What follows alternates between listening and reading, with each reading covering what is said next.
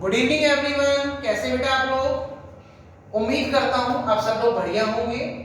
बेटा हम लोगों ने अपनी क्लास 12 अकाउंटेंसी का जो सिलेबस है वो हम लोगों ने स्टार्ट कर दिया है।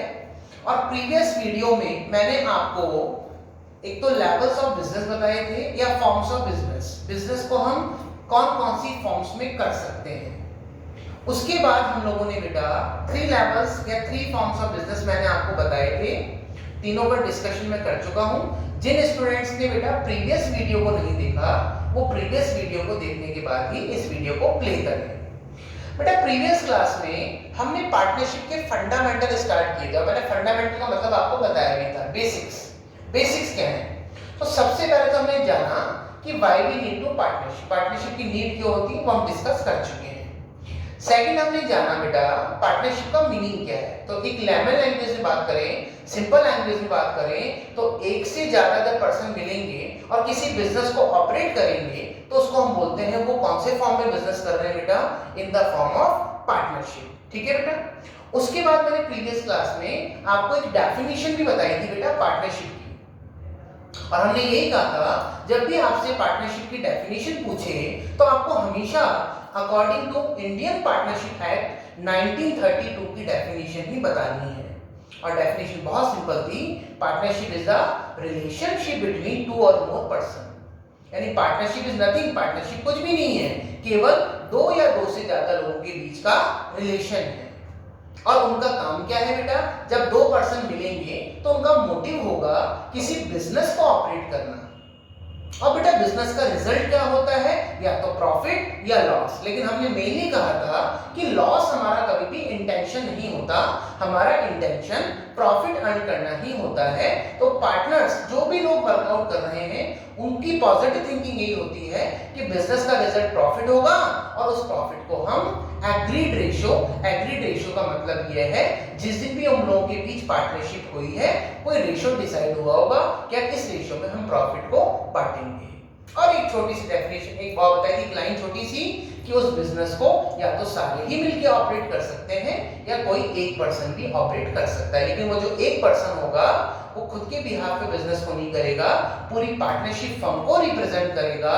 और पार्टनरशिप फर्म से कुछ भी रिजल्ट आता है तो उसमें सारे पार्टनर्स का रेशो होगा।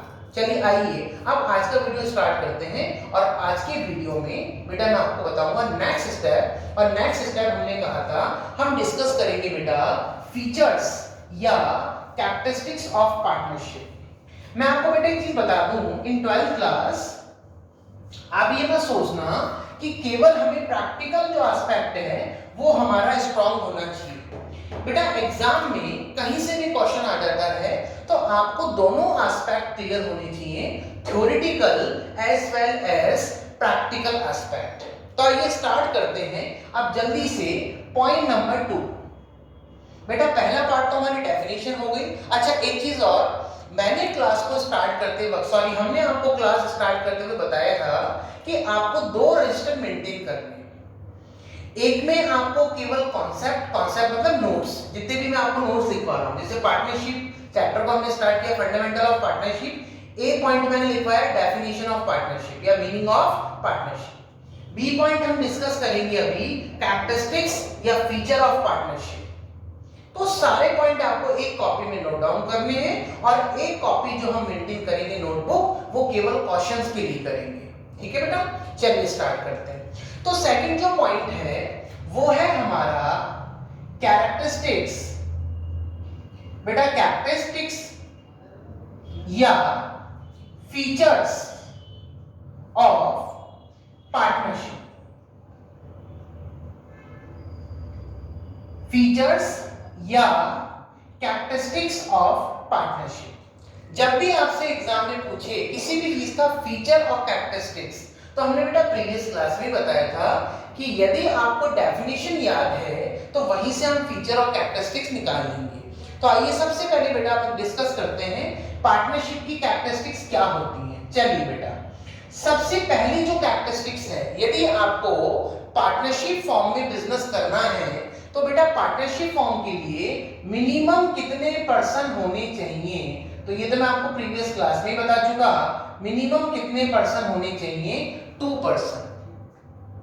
मिनिमम 2%, 2%, और दूसरा मोर पर्सन।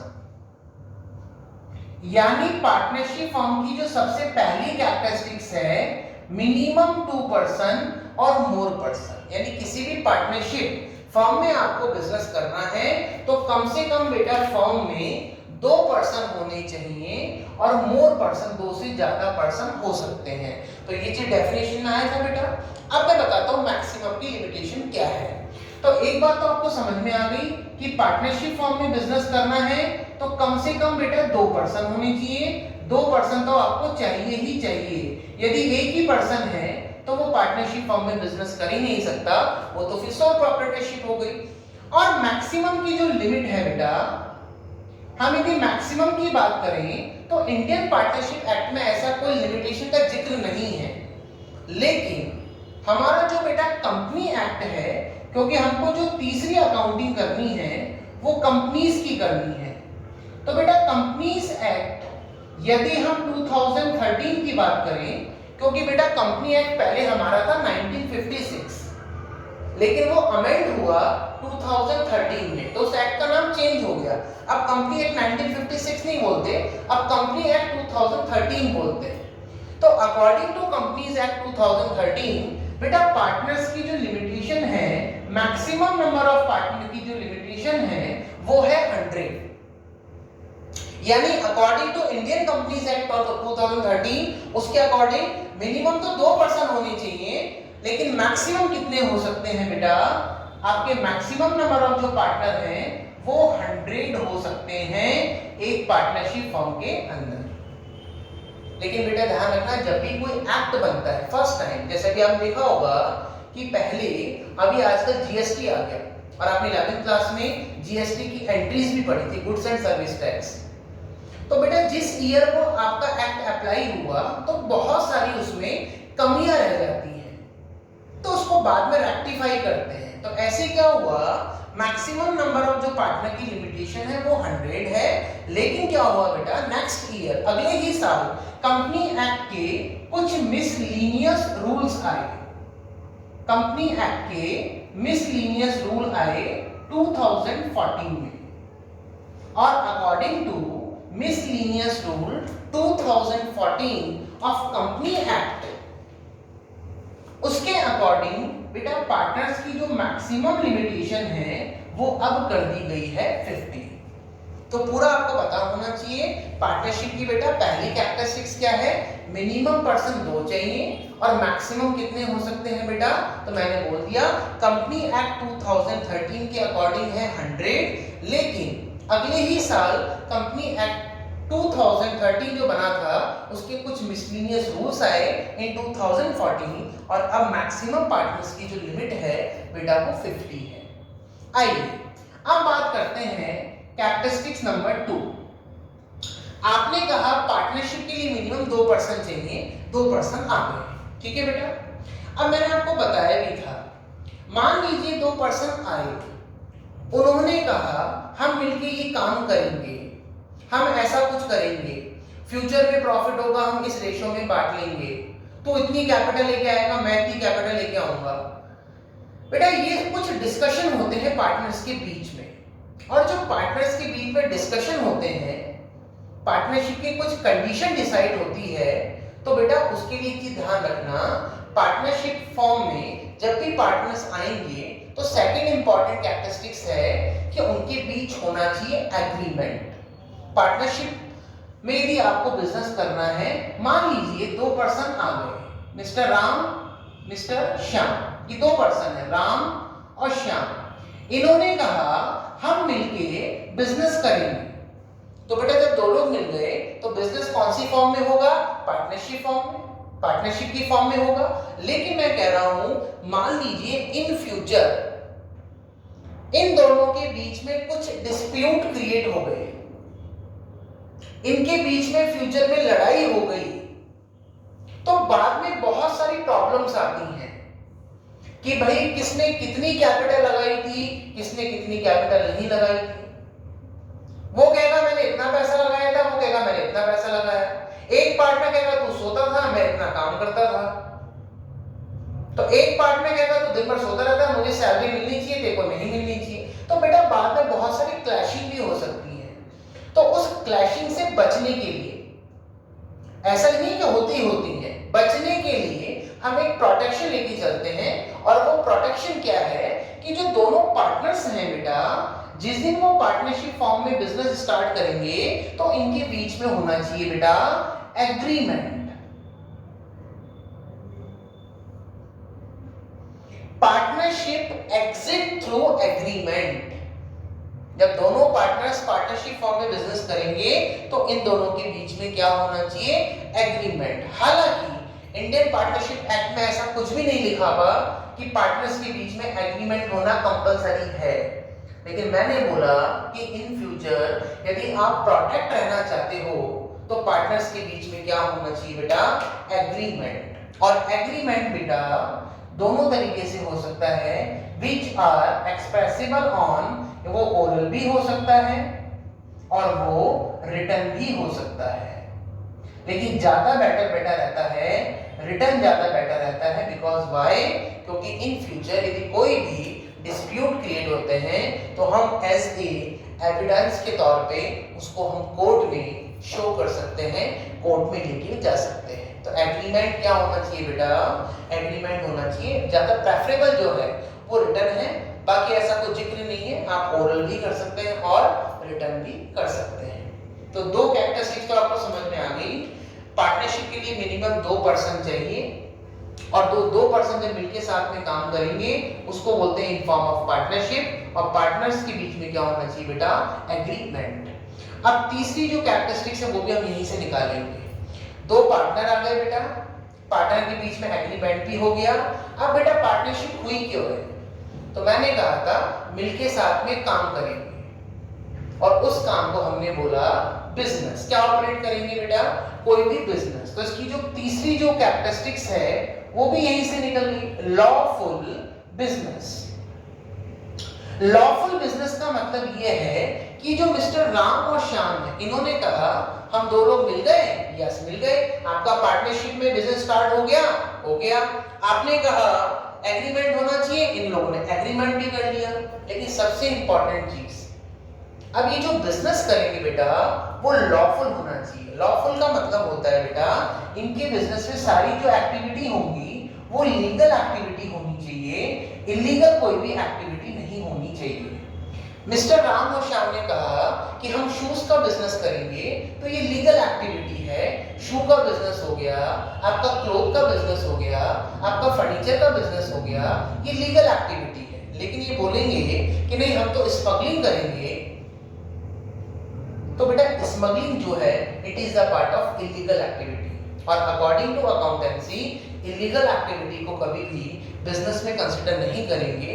तो इसलिए ध्यान रखिए, दो लोग मिले, एग्रीमेंट किया, किस चीज का एग्रीमेंट किया, बिजनेस को ऑपरेट करने का, और बिजनेस भी कौन सा होना चाहिए, लॉफुल।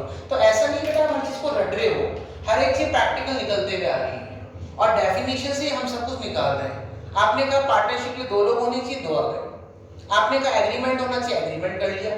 आपने कहा क्या काम करेंगे, बिजनेस करेंगे, कि बिजनेस कैसा होना चाहिए, लीगल। अब आइए फोर्थ बेटा जो कैरेक्टरिस्टिक्स है वो भी निकल जाएगी। मैंने कहा था जब बिजनेस करेंगे तो बेटा बिजनेस का रिजल्ट क्या होगा, या तो प्रॉफिट या लॉस। लेकिन मैंने क्या कहा था, किसी भी बिजनेस को ऑपरेट करने का इंटेंशन लॉस नहीं होता, प्रॉफिट ही होता है। तो फोर्थ बेटा कैरेक्टरिस्टिक्स यहीं से निकल गई।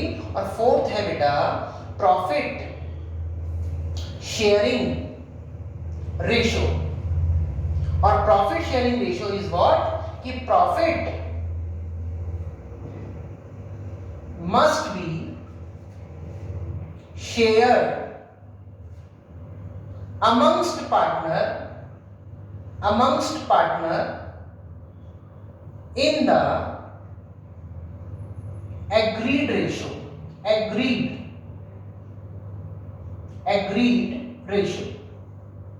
भाई जो भी आपके फॉर्म में पार्टनर है, हमने यहाँ दो पार्टनर लिए राम और श्याम, तो नेचुरल सी बात है बिजनेस करेंगे तो उसका रिजल्ट प्रॉफिट होगा, और प्रॉफिट होगा तो बेटा must be share amongst partner in the agreed ratio. यानी डे 1 पे जो भी उनके बीच रेशियो डिसाइड हुआ है उसी रेशो में प्रॉफिट का डिस्ट्रीब्यूशन करेंगे। वैसे मैं आपको बता दूं, प्रॉफिट का बेटा जो डिस्ट्रीब्यूशन होता है वो उनके कैपिटल कंट्रीब्यूशन रेशो में होता है।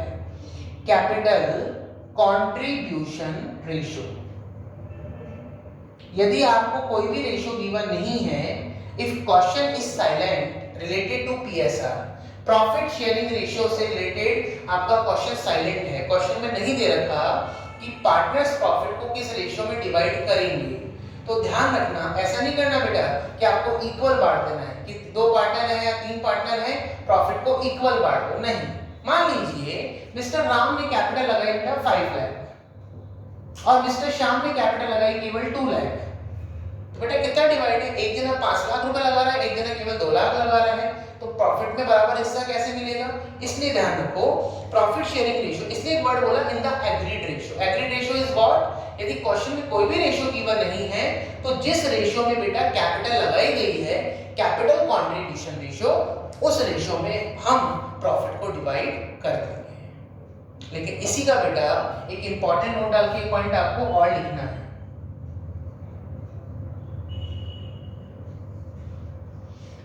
If no partnership agreement between partners, if no partnership agreement between partner, यदि पार्टनर्स के बीच में पार्टनरशिप एग्रीमेंट नहीं है, then profit will be distributed equally। यदि पार्टनर्स के बीच में बेटा एग्रीमेंट नहीं है, हालांकि इसके मैं क्लॉज अभी आगे भी बताऊंगा, लेकिन यहीं पर एक पॉइंट आप बता रहे हैं, इसके बारे में डिटेल आप डिस्कशन करूंगा आगे, लेकिन फिलहाल एक पॉइंट और लिख लेना है। इफ नो पार्टनरशिप एग्रीमेंट, यदि पार्टनर्स के बीच में ये एग्रीमेंट नहीं है, मैंने कहा था क्या बोला बेटा, प्रॉफिट उनके एग्रीड रेशियो में डिवाइड होगा, और मान लीजिए कोई रेशियो गिवन नहीं है तो उसका हमने सेकंड पर्सन बता दिया आपको, कैपिटल कंट्रीब्यूशन रेशियो, जिस रेशियो में कैपिटल लगाते हैं उस रेशियो में डिवाइड होगा। लेकिन हमने अगला ही एक इंपॉर्टेंट नोट लिखवाया कि यदि पार्टनर्स के बीच में इफ नो पार्टनरशिप एग्रीमेंट या if there is no partnership agreement between partners, तो then profit will be distributed equally. यदि पार्टनर्स के बीच में एग्रीमेंट ही नहीं है तो फिर बेटा हमें कैपिटल कंट्रीब्यूशन रेशियो को भूल जाना है कि किसने कितनी कैपिटल लगाई है, हम प्रॉफिट को इक्वल डिस्ट्रीब्यूट कर देंगे। लेकिन आप दोनों जगह देखें तो हमने बेटा प्रॉफिट वर्ड ही यूज किया है, लॉस वर्ड यूज नहीं किया, क्योंकि हमने आपको डेफिनेशन में भी एक्सप्लेन किया था कि कई पार्टनर बेटा ऐसे होते हैं जो बिजनेस में केवल प्रॉफिट में ही शेयरिंग लेते हैं। ऐसा नहीं कह सारे पार्टनर, सारे पार्टनर प्रॉफिट में शेयरिंग लेंगे तो फिर बिजनेस में लॉस हो गया तो उसको बियर कौन करेगा, नहीं। लेकिन कुछ स्पेशल पार्टनर ऐसे होते हैं जो केवल प्रॉफिट में ही शेयरिंग लेते हैं। इसका मैं आपको एक छोटा सा एग्जांपल और एक्सप्लेन कर देता हूं। जैसे मान लीजिए फॉर्म में होता है बेटा मैनेजर, आपने मैनेजर को बोला कि मैं आपको सैलरी तो पे करूंगा ही करूंगा, लेकिन यदि आप 100% एफिशिएंट होके वर्क करते हैं तो मैं आपको प्रॉफिट में से भी कुछ शेयरिंग दूंगा। तो बेटा जो मैनेजर आपके यहाँ काम कर रहा है, मैनेजर आपके यहाँ एम्प्लॉय है, वो पार्टनर नहीं है, तो आपने क्या बोला, प्रॉफिट में से भी कुछ शेयरिंग दूंगा। लेकिन मान लीजिए आपके बिजनेस में लॉस हो गया, तो क्या वो आप लॉस में उसको शेयर दोगे, क्या वो एग्री होगा लॉस में लेने के लिए, नहीं होगा। इसीलिए हमने कहा कि बेटा यहाँ पे बार-बार प्रॉफिट शेयरिंग रेशियो आ रहा है, क्योंकि कुछ पार्टनर भी हो सकते हैं, कुछ पर्सन भी ऐसे हो सकते हैं जिनको हम केवल प्रॉफिट में ही शेयरिंग देते हैं, लॉस में उनकी शेयरिंग नहीं होती। लेकिन कॉन्सेप्ट आपको समझ में आ गया होगा, डिवाइड किस रेशियो में करना है। यदि पार्टनरशिप एग्रीमेंट है तो उनका agreed ratio, agreed ratio is what, उनका जो भी रेशियो डिसाइड हुआ है डे 1 पे, या कोई रेशियो गिवन नहीं है तो जिस रेशियो में कैपिटल इंट्रोड्यूस की गई है उस रेशियो में आपको प्रॉफिट को बांटना है। जैसे यहाँ पे रेशियो बन गया बेटा 5:2, तो फ्यूचर में जो भी प्रॉफिट होंगे 5:2 में डिवाइड हो जाएंगे। और लास्ट हमने बताया एक important note, if there is no partnership deed या पार्टनरशिप एग्रीमेंट बिटवीन पार्टनर्स, तो प्रॉफिट को आपको इक्वली डिस्ट्रीब्यूट करना है। तो उम्मीद करता हूँ ये जो 4 बेटा 4 जो कैरेक्टरिस्टिक्स है, रटने की जरूरत नहीं पड़ी। 2 पर्सन आए, उनके बीच एग्रीमेंट हुआ। एग्रीमेंट किस चीज का हुआ? बिजनेस को ऑपरेट करेंगे। बिजनेस कैसा होना चाहिए बेटा? लॉफुल या लीगल। और लास्ट एंड फाइनल बिजनेस का रिजल्ट क्या होगा? प्रॉफिट या लॉस। लेकिन हम यहाँ केवल प्रॉफिट की बात करते हैं, क्योंकि बार बार एक्सप्लेन कर चुका हूँ, कुछ पार्टनर ऐसे होते हैं जो लॉस में शेयरिंग नहीं लेते। तो प्रॉफिट किस में डिवाइड होगा? Agreed ratio. और in the absence of partnership deed आपको इक्वल बांट देना है। और एक लास्ट एंड फाइनल बेटा एक कैरेक्टरिस्टिक्स और पढ़ेंगे, फिफ्थ कैरेक्टरिस्टिक्स। और फिफ्थ क्या है बेटा, ताकि हमारी कैरेक्टरिस्टिक्स वाला पोर्शन भी कंप्लीट हो। चलिए बेटा, लास्ट एंड फाइनल जो हमारी फिफ्थ आपकी जो कैरेक्टरिस्टिक्स है बेटा, वो है आपकी mutual agency. Mutual agency it's very important. यहां से काफी बार क्वेश्चन क्रिएट होता है बेटा। म्यूचुअल एजेंसी, देखिए म्यूचुअल एजेंसी का मतलब क्या है समझना है। म्यूचुअल एजेंसी इज नथिंग, आपको ध्यान रखना है बेटा, बिजनेस में जितने भी पार्टनर हैं, मैंने अभी एग्जांपल दिया था 2 पार्टनर का, एक राम और एक श्याम। 2 पार्टनर हैं, ये 2 पार्टनर मिलकर फर्म को चला रहे हैं। अब ध्यान रखना है जो दोनों पार्टनर है बेटा, मिस्टर राम, वो बिजनेस के बेटा ऑनर भी होते हैं। बिजनेस के ऑनर मतलब बिजनेस के मालिक, जिसको हम यहाँ टेक्निकल लैंग्वेज या अकाउंट की लैंग्वेज में बोलेंगे प्रिंसिपल। और एक पर्सन होते हैं आपके मिस्टर आर जो हैं, मिस्टर राम जो हैं, वो बिजनेस के प्रिंसिपल भी हैं, ऑनर भी हैं, मालिक भी हैं। और यही मिस्टर राम जो हैं बिजनेस के आपके सर्वेंट भी हैं, नौकर भी हैं, एजेंट भी हैं। यानी कुल मिला के ईच एंड एवरी पार्टनर, जितने भी पार्टनर फर्म में हैं, 2 हैं, 3 हैं, 4 हैं, या मैक्सिमम लिमिट 50 है। वैसे बेटा 50 लोग अभी पार्टनरशिप नहीं करते, लेकिन जितने भी लोग पार्टनरशिप फॉर्म में हैं, each partner act dual role, 2 role play करता है वो फर्म के अंदर। वो एज ए प्रिंसिपल भी होता है और एज ए एजेंट भी होता है, मालिक भी होता है, नौकर भी होता है। कहने का मतलब क्या है, यदि इसको हमको ढंग से समझना है म्यूचुअल एजेंसी रिलेशनशिप को, तो ध्यान रखना पार्टनरशिप की जो मैंने डेफिनेशन आपको बताई थी बेटा, उसकी लास्ट लाइन को कॉपी कर लेना। और लास्ट लाइन क्या थी बेटा? Partnership is the relationship between 2 or more person who have agreed to share the profit of a business। Last line, अब लास्ट लाइन कितनी सी थी बेटा? carried on by all or any of them acting for all। Carried on by all, सारे मिलके भी business को चला सकते हैं, और any of them acting for all, या उन सब में से कोई एक पर्सन सबके बिहाफ पे भी बिजनेस को चला सकता है। तो मैंने वही तो बोला बेटा, 2 पार्टनर थे राम और श्याम, चाहे तो दोनों मिलके चला लें, और चाहे तो मिस्टर राम को सारी रेस्पॉन्सिबिलिटी दे दी श्याम ने कि अपन दोनों के बिहाफ पे आप बिजनेस को ऑपरेट करोगे। तो कहने का मतलब क्या है, हर एक पार्टनर फर्म में प्रिंसिपल भी होता है। यदि बेटा आर ऑर्डर प्लेस कर रहा है एस को कि आपको ये काम करना है, तो इन केस ऑफ वहां पे आर हो गया प्रिंसिपल और श्याम कौन हो गए बेटा? एजेंट। क्योंकि श्याम यदि कोई भी एक्ट करते हैं, कोई भी काम करते हैं, तो उससे बेटा पूरी फर्म इंपैक्ट होगी, ना कि केवल श्याम इंपैक्ट होंगे, पूरी फर्म इंपैक्ट होगी, पूरी फर्म रेस्पॉन्सिबल होगी। और मान लीजिए इन केस ऑफ श्याम ने कोई भी ऑर्डर प्लेस किया, राम को, ऑर्डर का मतलब ऑर्डर तो नहीं बोलूंगा, लेकिन श्याम ने कोई भी काम कहा राम को कि राम तुम्हें ये काम करना है, तो उसके लिए अकेला राम रेस्पॉन्सिबल नहीं होगा, पूरी की पूरी फर्म रेस्पॉन्सिबल होगी।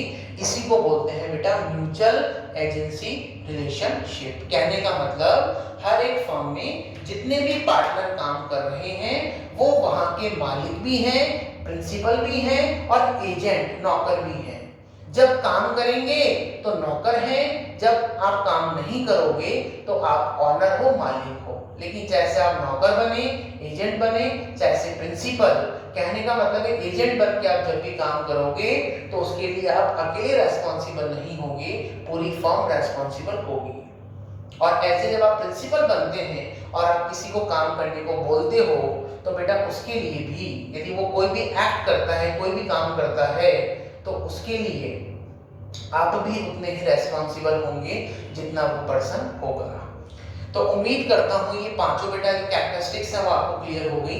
तो अब तक हमने आपको दो चीजें बताई, पार्टनरशिप की डेफिनेशन अब आपको बहुत ढंग से समझ में आ गई, दो लोग होने चाहिए, बिजनेस को ऑपरेट करेंगे, रिजल्ट क्या होगा प्रॉफिट, प्रॉफिट को डिस्ट्रीब्यूट करेंगे जो भी उनका एग्रीड रेशियो है, और चाहे तो सब मिलके चला सकते हैं, चाहे तो एक सिंगल पर्सन मिलके भी चला सकता है, लेकिन on the behalf of all, सबके बिहाफ पे।